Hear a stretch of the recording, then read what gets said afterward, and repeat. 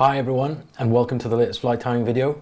Today we'll be tying, without doubt, my favourite fly pattern of all time for trout, the CdC Chironomid or Midge Emerger.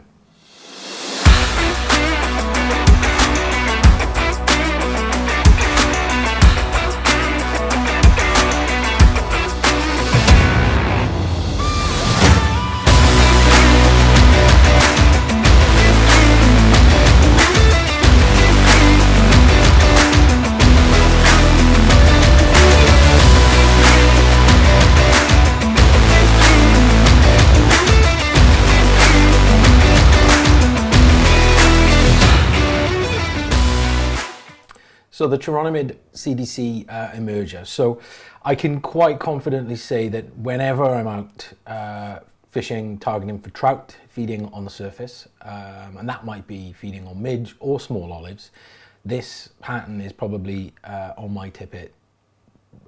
It's the pattern I go for, regardless sometimes. It just has it all. It's nice and spiky, has that spiky thorax. If you want to tie the body in, purely optional, then you can. Again, that sort of curved emerger style body is fantastic, and then a good CdC wing. Now optionally, there's a wing bud or wing case ingredient as well, which is a flat braid, which we'll come on to in a moment.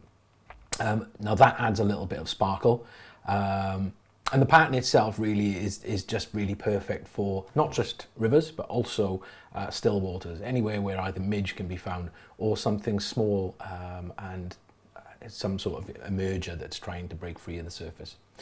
So it's a superb pattern for sort of longer glacier glides where trout have that time to maybe inspect the pattern more, but also the CdC that we use, so three feathers there, is also pretty buoyant. So even in faster, more broken waters, this will be pretty.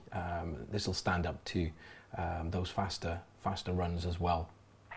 Most importantly, then, this is a pattern which is really simple to tie, so you can easily knock out half a dozen in half an hour with just a few simple ingredients.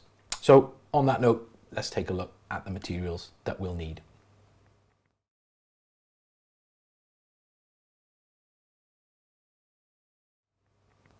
So the hook we'll be using is the fulling mill Czech Nymph. This one is in the size 20, although if you're looking for a pattern to imitate a larger upwing or Ephemeroptera mayfly imitation, then feel free to increase the hook size to suit. One point on this particular hook model, this is a super strong piece of wire, but also thin enough to use for such a dry fly pattern. Don't think the label Czech Nymph purely relates to Czech nymphs and those heavier bugs for subsurface nymphing. This will offer the strength that I require when I fish my home waters, and specifically the River Usk in South Wales, which can hold potentially larger fish. It does have a slim enough profile as well, this hook model, to sit naturally and doesn't drag the pattern under if maybe the wire gauge was a little thicker. The thread then is a classic black thread. I'm using a 12/0.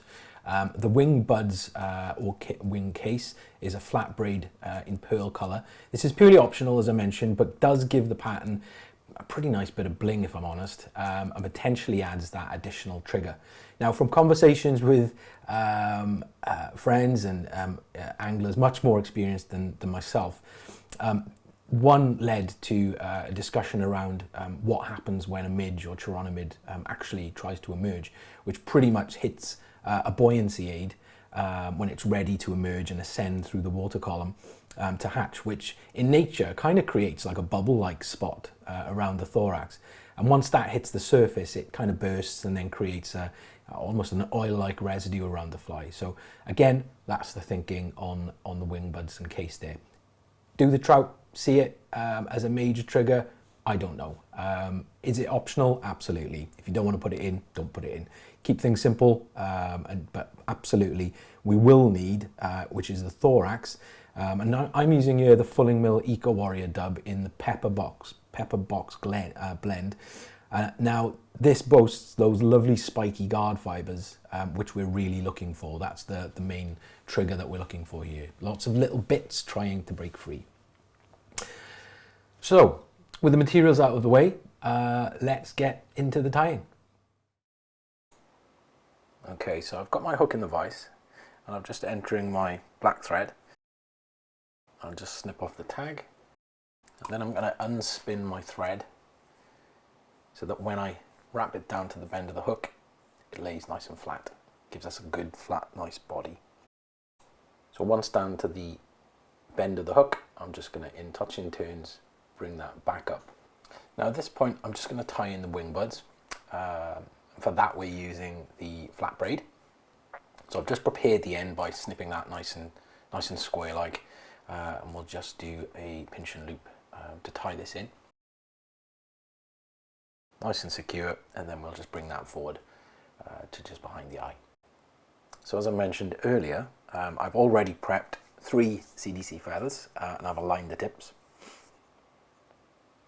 And we'll just tie those in, measure it slightly, and then again pinch and loop to tie in.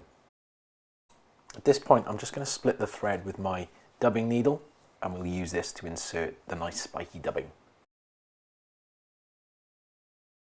And once in place, we'll give that a spin in the opposite direction. So you'll notice that when I'm winding forward, I'm brushing the fibres back and out of the way. Don't really want to trap those down. I want them nice and proud and spiky. And then finally, I've just gone in with my whip finish tool and we'll whip finish. So here I've just brought everything forward and out of the way. I'm just going to snip the CdC. And then finally, I'm just going to measure out the wing buds. I want that to be about maybe half the length of the body. So I'll just give that a nice snip there. Now at this point, we're just going to clean up. If it's a little heavily dubbed, then we can remove some of those fibres by teasing them out. Or if we want some added bugginess, then we can just go in with our dubbing needle and again tease out a few fibres there. But all in all, that is the CdC Chironomid or Midge Emerger. So there's the tying. Hopefully you found that useful. Hopefully you think that might be a pattern that could help you on your rivers and certainly maybe even still waters. Feel free to give it a go. Let me know what you think. If you want to add some additional bling to it, simplify it down, by all means, let me know. I'm all ears. Hopefully you found this video informative. If you like the channel, feel free to give this video a like, subscribe to the channel, and I'll see you soon.